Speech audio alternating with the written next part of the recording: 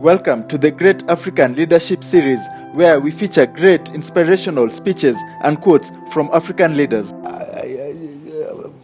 Please allow me to be frank and with respect to many wonderful people around this room here. I'm going to speak in general terms, so nobody please take personal offense. I wish to start really from where President Obasanjo ended. Let us start by looking at the age issue. You politely brought it and said, I like to see a critical mass. You see, I've been president for a long time. That's why I'm always careful with your words. Now, this continent is continent of young people. Half of our people here are below 20 years old. Yes? Look at the average age of our presidents. It's about 63, 64 years old. We're the only continent in the world where we have presidents at 90 years old starting new terms.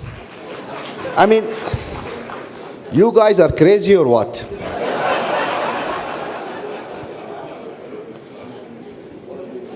We've seen people in wheelchairs, you know, unable to raise hands to standing for elections. This is a joke. Yes, you are right to laugh because the whole world is laughing at us. You know, I always say, I mean, you look around you. You look, United States, an economy of $16 trillion. We, all of Africa, are less than $1 trillion. This is a $16 trillion economy, right? The most important country in the world, like it or not. Obama, who happened to be half African anyway, became president when he's 46, 47 years old. He's president. If Obama was in Kenya, what he will be doing now? He will be driving a bus maybe. Yeah? You look, really, and he's not the youngest president. Clinton was younger than him. Clinton became president at 46 years old. Kennedy was 40 years old, 40 odd subsequent years old when he became president. Why these big countries, much bigger than us, entrust their economies, their nuclear weapons, their oil resources to people who are in their 40s? And we only pick up people at 90 years old to lead us. To lead us where? To the grave?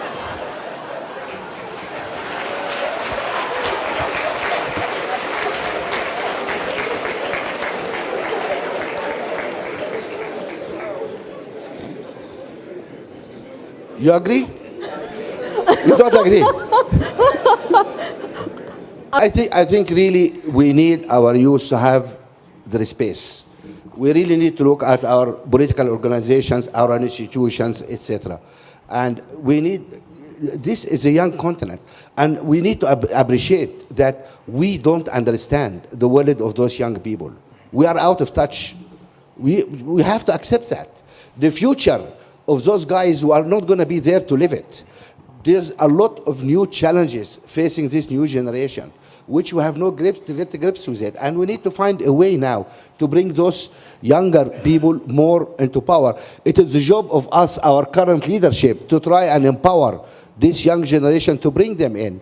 I can see this happening in some countries. I can see some of the, and interestingly, it is some of the younger presidents in Africa whom now you go and meet their cabinet and to see really a lot of young people, a lot of young women sitting there. I mean, that's really refreshing. And so we need to empower and trust this young generation to come forward. They have the energy, they have the know-how, they understand the age. That will help us to move forward. And share this video with friends and family to support the channel.